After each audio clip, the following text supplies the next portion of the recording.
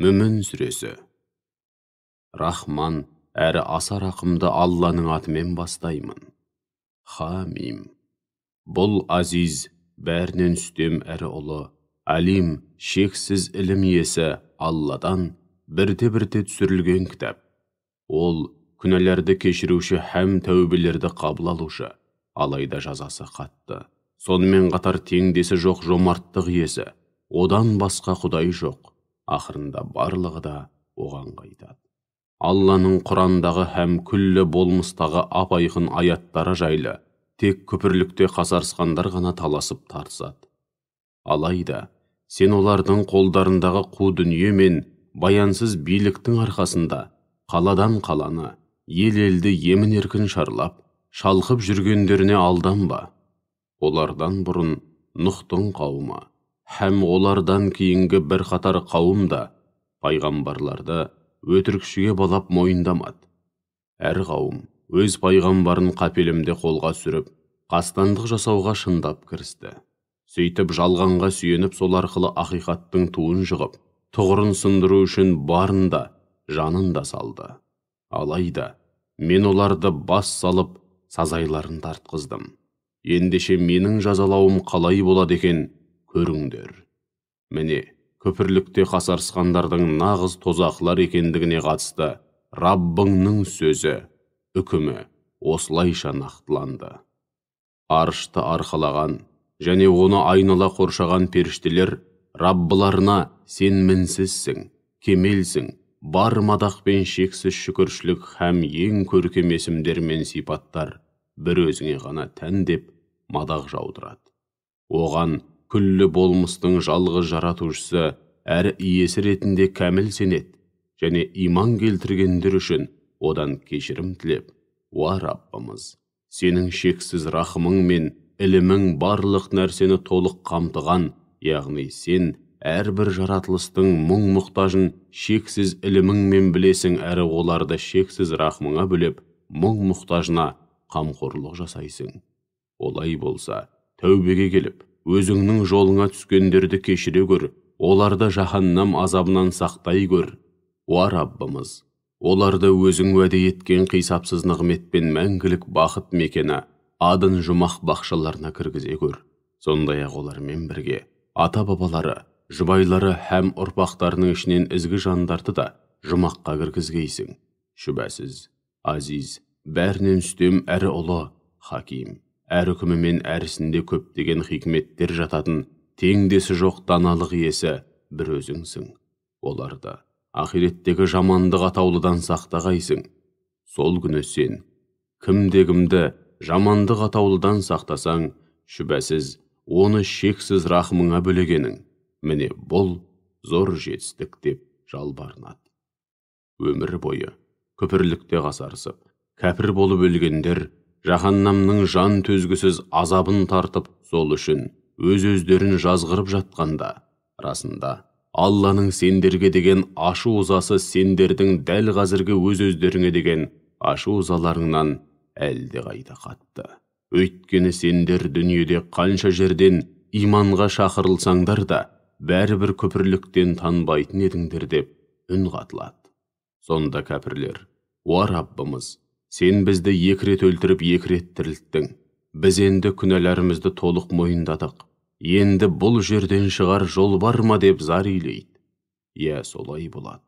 Һәм сөйтіп жалынатын боласыңдар, өйткені бір Аллаға ғана иман келтіріп, құлшылық етуге шақырылғанда қасарысып, күпірлік қылатын едіңдер.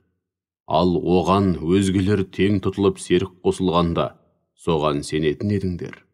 Қайткен күнде де ақырғы әрі кесімді үкім, әли, бәрінен асқақ ең ұлы, кәбир, бәрінен зор, бәрінен де жоғары Аллаға тән. Ол сендерге әркез жалпы болмыстағы һәм өз бойларыңдағы және заттар мен оқиғаларда көрініс табатын айқын аяттарын, яғни өзінің ұлылығын көрсететін дәлелдер мен белгілерін көрсетуде. Сондай-ақ көктен сендер үшін ризық түсіруде. Міне, осынау аяттарға шын көңілден тәубе етіп, бір Аллаға бет бұратын жандар ғана ой жүгіртіп ғибрат алады. Ендеше, уа мүміндер, Кәпірлер қанша жерден жақтырмаса да, осынау хақ дінді шын жүректен толық қабылдап, бар ықыластарыңмен бір Аллаға ғана құлшылық етіп, жалбарыныңдар. Ол аса жоғары мәртебелі, ұлы арштың иесі. Ол, қауышу күнінің өте ауыр күн болатынын алдын ала ескерту үшін, құлдарының арасынан қалағанының жүрегіне өз пәрменімен рух, яғни уахи түсіреді. Ол, адамдар қабірлерінен шығатын, һәм жасырын жария бүкіл істері аян болатын, сондай-ақ оларға қатысты ешбір нәрсе Алла үшін жасырын болмайтын күн, сол күні күллі жаратылысқа. Бүгін шексіз билік кімнің қолында делінгенде, жаратылыс атаулының бәрі бір ауыздан күллі болмысты бір өзі билеп, бір өзі меңгеріп тұрған шексіз билік иесі жалғыз Аллаға тән деп жауап береді. Бүгін әрбір жан дүниеде істеген ісіне қарай қарымын алады. Бүгін ешкімге зұлымдық жасалмайды. Шүбәсіз Алла жауапқа өте жылдам тартушы.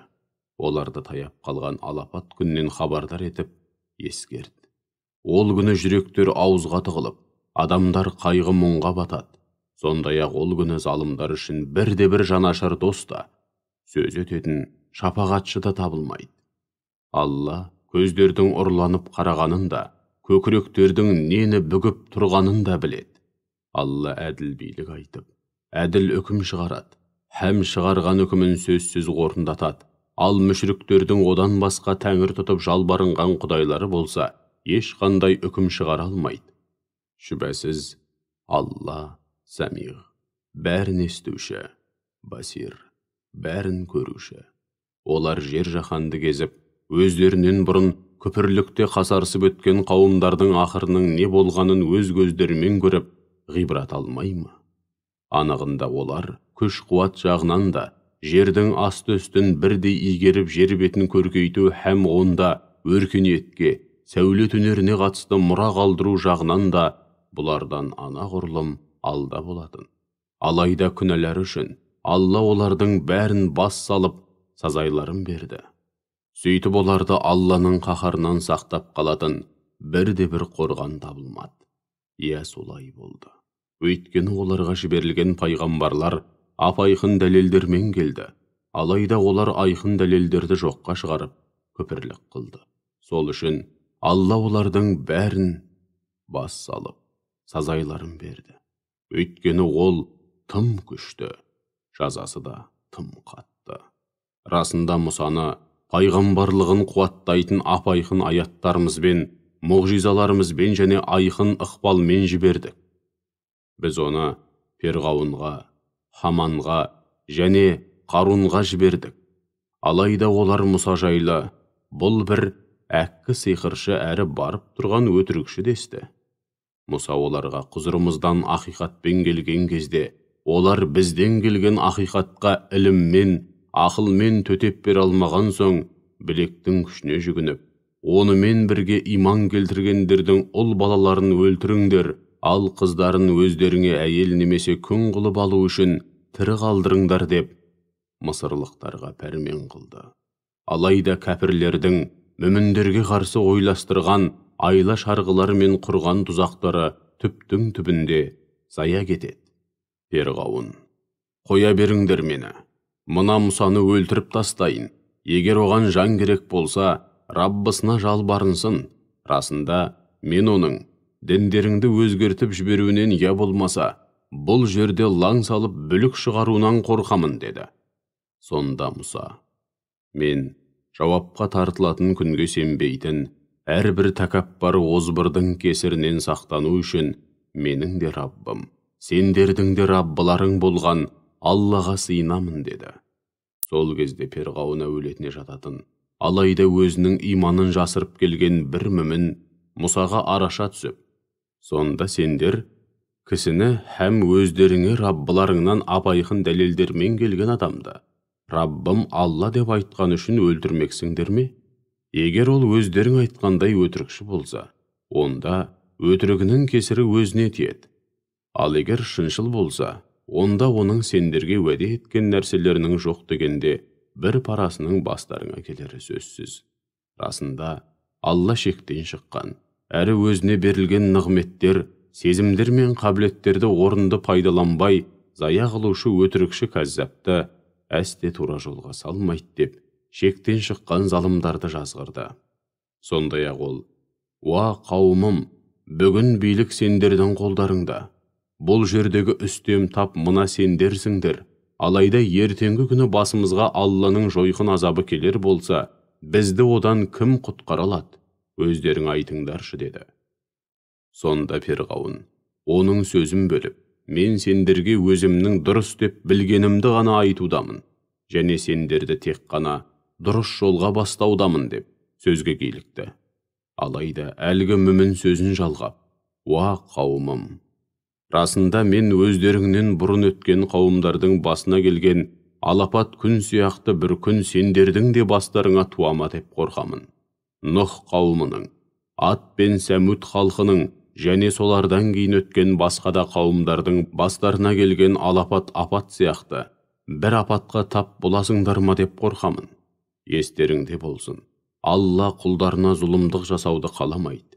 Уа қауымым, расында мен сендер үшін ойбайға басып, бір-біріңнен жан таласып жәрдем сұрайтын, һәм біріңе-бірің лағнет жаудыратын күннен қорқамын. Ол күні тозақ отын көргендеріңде ту сырттарыңды беріп қашатын боласыңдар, бірақ еш қайдада қашып құтыла алмайсыңдар. Сендерді Алланың жан төзгісіз азабынан сақтайтын ешкім табылмайды. Алла кімде-кімді тура жолдан тайдырар болса, оны ешкім тура жолға бастай алмайды. Бұдан бұрын Юсуф те сендерге ап-айқын дәлелдермен келген еді. Сендер сол кезде де ол әкелген ақиқатқа үнемі шәк келтірумен болған едіңдер. Сөйтіп, ол дүние салғанда, оны өздеріңше ұлықтағансып, Алла одан кейін пайғамбар жібермейді, амал не деген едіңдер. Ендеше, Алла шектен шыққан, әрі өзіне берілген нығметтер, сезімдер мен қабілеттерді орынды пайдаланбай зая қылған, күмәнға салынғыш адамды, міне осылай адастырады.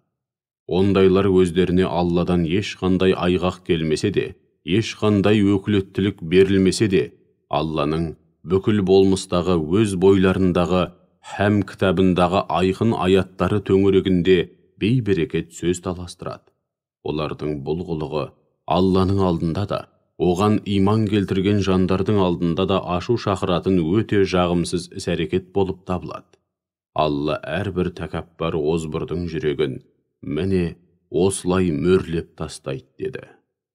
Сонда Фирғауын Хаманға, «Ей Хаман, маған арнап көкпен таласқан зәулім мұнара салғыз.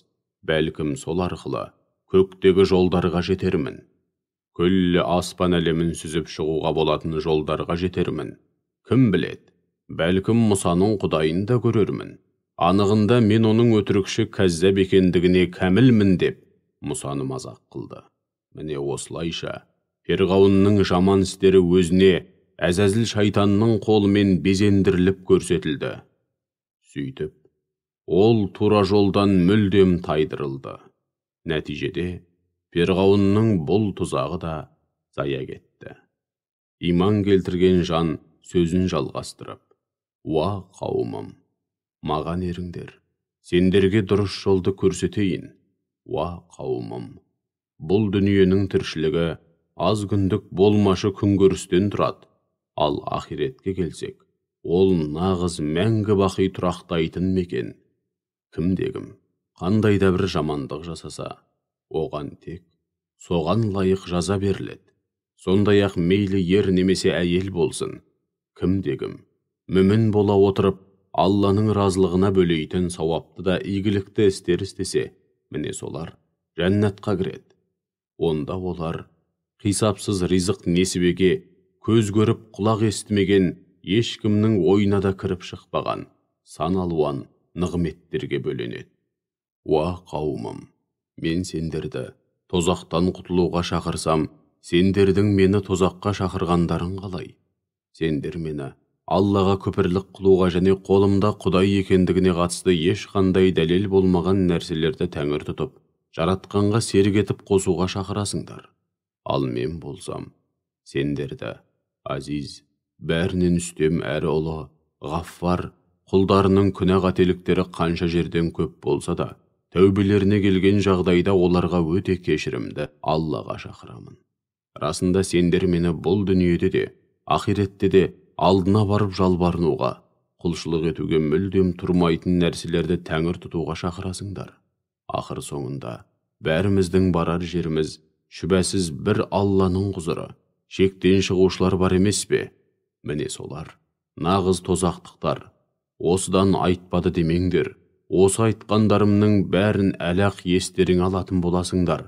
Һәм кеште болса, парқына жетесіңдер. Олай болса, мен енді бар ісімді бір Аллаға тапсырамын. Шүбәсіз Алла құлдарын үнемі көріп бақылап тұрушы деп айтты. Нәтижеде Алла оны, Перғауын мен оның шынжыр балақ, шұбартөз шонжарлары құрған тұзақтардың кесірінен сақтады. Сөйтіп, Перғауын әулеті жаман азаптың құрсауында қалды. Олар ертелі-кеш тозақ отына тосылады, қақтылады. Сондай-ақ қиямет қайым орнаған күні Перғауын әулетін ең ауыр азапқа кіргізіңдер деген пәрмен беріледі. Олар тозақта бір-бірімен қызыл кеңірдек болып салғыласады. Содан дүниеде азғындыққа салынған, күштілерге көзсіз ерген әлжуаздар кезінде өздерін өктемдікпен билеп төстегендерге, біз дүниеде сендерге ерген едік. Ал енді біз үшін тозақ азабын сәл де болса жеңілдете алар мекенсіңдер дейді. Сонда дүниеде өзгелерді өктемдікпен билеп төстегендер, енді бәріміз тозақтамыз. Алла құлдар арасында билік айтып кесімді үкім шығарды. Әркім өзіне лайық жазасын тартуда деп жауап береді. Тозақтағылар, жаһаннамның сақшы періштелеріне садағаларын кетейік. Біз үшін Раббыларыңа жалбарынып көріңдерші. Азабымызды бір күнге болса да жеңілдетпес пе екен? Періштелер олардан, сендерге пайғамбарларың апайқын дәлелдермен, мұғжизалармен келмеп беді дейді. Сонда олар, «Я, әкелді» деп жауап береді. Сонда періштелер, ендеше өздерің жалбарыныңдар дейді. Кәпірлердің дұға мінәжаты нәтижесіз қалатын дұға, одан басқа түк емес. Шүбәсіз, біз елші пайғамбарларымызға және иман келтіргендерге бұл дүниеде де барлық куәгерлер Алланың алдында тікелерінен төктіріп куәлік жүретін қиямет күні де міндетті түрде жәрдем береміз. Ол күні залымдарға алға тартқан сылтауы титтей де пайда бермейді. Олардың сыбағасы лағнет, яғни Алланың рахмынан аласталу, әрі адам айтқысыз сұмдық тұрақ болмақ. Біз шүбәсіз Мұсаға тура жолға бастайтын кітап бердік. Кейін ол кітапты Исраил ұрпақтарына мұра етіп қалдырдық. Оларға тура жолға бастайтын, һәм ақыл иелері үшін тұнып тұрған насихат әрі нұсқау болған кітапты мұра етіп қалдырдық. Олай болса, сен барынша сабырлық таныт. Неге десең, Алланың хас құлдарына һәм мүміндерге берген уағдасы хақ. Күнә қателіктерің үшін Алладан кешірім тіле және ертелі-кеш Раббыңа сен мінсізсің, ұлысың. Бар мадақ пен шексіз шүкіршілік һәм ең көркем есімдер мен теңдессіз сипаттар бір өзіңе ғана тән деп мадақ жаудыр. Өздеріне жоғарыдан ешқандай айғақ келмесе де, және ешқандай өкілеттілік берілмесе де, Алланың кітабындағы бүкіл болмыстағы һәм адам бойындағы айқын аяттары төңірегінде бейберекет сөз таластыратындардың көкіректерінде асқақтық пен тәкаппарлықтан басқа түк те жоқ. Олар өздерін лайықпыз деп есептеген сол ұлылыққа әсте жетпейді. Сен олардың сан қилы айлы амалдары мен құрған тұзақтарынан сақтану үшін бір Алладан пана тіле. Шүбәсіз, ол Сәмиғ, бәрін естуші, Басир, бәрін білуші. Анығында күллі аспан әлемі мен жердің жаратылуы адамдардың жаратылуынан әлде қайда зор іс. Алайда адамдардың көбі мұны білмейді. Көрсоқыр мен көретін адам бірдей болмайды. Сол сияқты иман келтіріп, сол иманның арқасында игілікті істер істеген жандар мен жамандық жасаушылар да бірдей емес. Әйтсе де, сендер тым аз ойланасыңдар. Қиямет сағаты міндетті түрде келеді. Онда шәк жоқ. Алайда адамдардың көбі бұған сенбейді.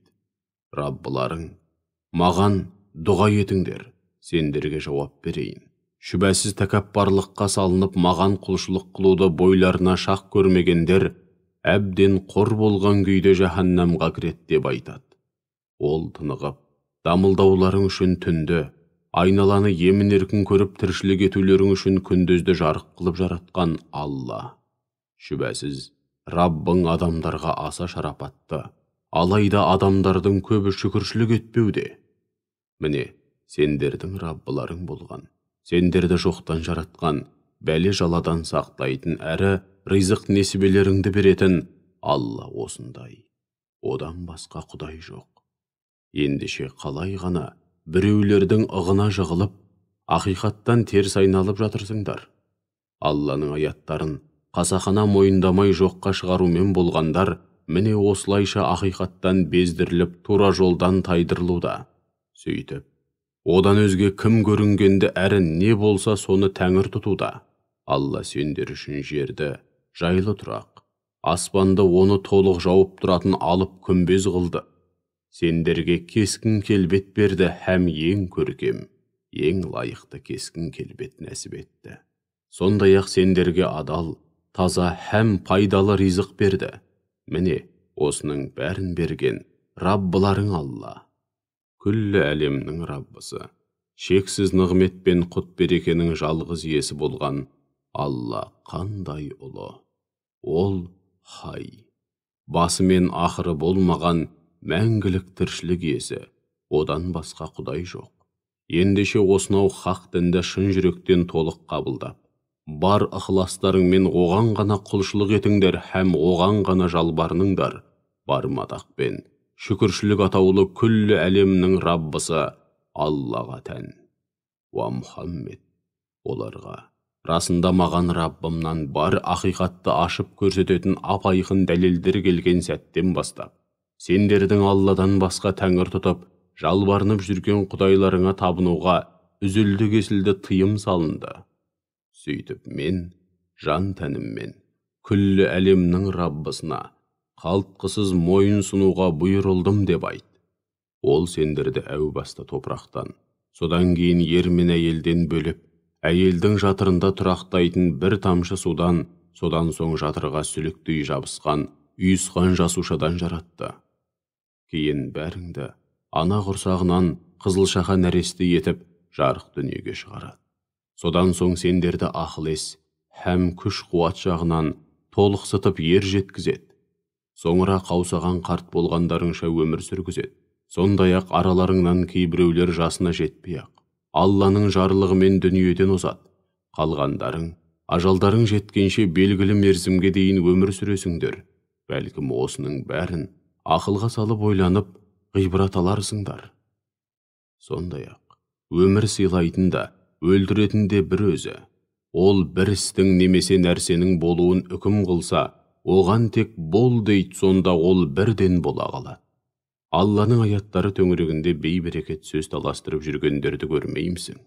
Олардың ақиқаттан қалай алшақтатылып, бездіріліп жатқанын көрдің бе? Кітапты һәм пайғамбарларымыз арқылы жібергендерімізді мойындамай, жалғанға шығарғандар әлақ білетін болады. Олар мойындарына темір ажырғылар салынып, қол-аяқтары темір шынжырлармен маталып, сүйретілгенде білетін болады. Олар алдымен бұрқ-сарқ қайнаған суда қайнатылып, содан кейін жалындаған отқа қақталатын болады. Сол кезде олардан «Қане, қысылғанда қолдайды» деп, Аллаға серік қосып табынған құдайларың қайда? Алладан басқа құдайларың қайда деп сұралғанда, олар бізден безіп кетті, бізді тастап көзден ғайып болды. Расында біз бұдан бұрын дүниеде түкке тұрмайтын нәрселерге жалбарынып өткен екенбіз деп жауап береді. Алла кәпірлерді, міне, осылай адастырады. Мұның себебі, сендер жер бетінде беттеріңмен кетіп, орынсыз ойнап күлетін һәм азғындықта тым шектен шығатын едіңдер. Олай болса, жаһаннам қақпаларынан кіріңдер де, мәңгі бақи сонда қалыңдар. Тәкаппарлыққа салынып, ақиқатқа қарсы келгендердің о дүниедегі барар жері қандай жаман еді. Уа Мұхаммед, ендеше сен барынша сабырлылық таныт, өйткені Алланың уағдасы хақ. Оларға уәде еткен азабымыздың кейбірін саған көзіңнің тірісінде көрсететін болсақ, яки көрсетпей-ақ сені о дүниеге аттандырсақ, не өзгереді ғой дейсің? Қайткен күнде де соңында олардың барлығы бізге қайтарылады да лайықты қарымталарын алады. Біз сенен бұрында көптеген пайғамбарлар жібердік. Кейбіреулерінің жайын өзіңе баяндап бердік. Кейбіреулері жайлы еш нәрсе де айтпадық. Бірде-бір пайғамбар Алланың рұқсатынсыз ешқандай да мұғжиза көрсете алмайды. Ал Алланың пәрмені келгенде қара қылды жарған әділ үкім шығарылады. Міне сонда Алладан өзгелерді тәңір тұтып жалған жолдарға түскендер қатты зиянға ұшырайды. Алла сендер үшін кейбірін мініс көлігі ретінде пайдалансын, енді бірін азық қылсын деп 4 түлік малды жаратты. Олардың сендер үшін басқада көптеген пайдалары бар. Һәм солардың арқасында көңілдеріңдегі маңызды істерді тындырып, діттеген мақсаттарыңа жетесіңдер. Құрлықта соларға мініп, теңізде кемелерге мініп, алыс жақын елдерге сапар шегесіңдер. Әрі жүктеріңді тасисыңдар. Алла өзінің бар екендігінің, құдіреті күшті жалғыз Құдай екендігінің апайқын белгілері мен дәлелдерін сендерге міне осылайша көрсетуде. Ендеше Аллаға тән осынау апайқын дәлелдердің қайсы бірін жоққа шығара аласыңдар? Олар жер жаһанды кезіп, өздерінен бұрын Алланың аяттарын жоққа шығарып күпірлікте қасарысып өткен қауымдардың ақырының не болғанын өз көздерімен көріп, ғибрат алмай ма? Анығында олар сан жағынан да, күш қуат жағынан да, жердің асты үстін бірдей игеріп, жер бетін көркейту һәм онда өркениетке, сәулет өнеріне қатысты мұра қалдыру жағынан да бұлардан анағұрлым алда болатын. Алайда олардың бар тапқандар мен жеткен жетістіктері Алланың қаһарына ұшырап, бастарына күн туғанда өздеріне еш опа бермеді. Өздеріне жіберілген елші пайғамбарлар, оларға апайқын дәлелдермен, ғаламат мұғжизалармен келгенде, олар өздеріндегі осы дүниемен шектелген болмашы ілімге мас болып, Алладан келген иләһи ақиқаттарды мазаққа айналдырды. Алайда олар мазаққа айналдырған иләһи азап өздерін жан-жақтан құрсаулап, қыспаққа алды. Сөйтіп олар өздеріне төніп келген жойқын азабымызды көрген бойда, біз бір Аллаға иман келтірдік һәм бұған дейін оған серік етіп қосқандарымыздың бәрін жоққа шығарамыз десті. Алайда, өздеріне төніп келген жойқын азабымызды көрген сәттегі айтқан имандары оларға титтей де пайда бермейді. Алланың құлдарына қатысты әу бастан өзгермей келген заңы мен ісі міне осындай. Міне, осы тұста кәпірлер зиянға ұшырады.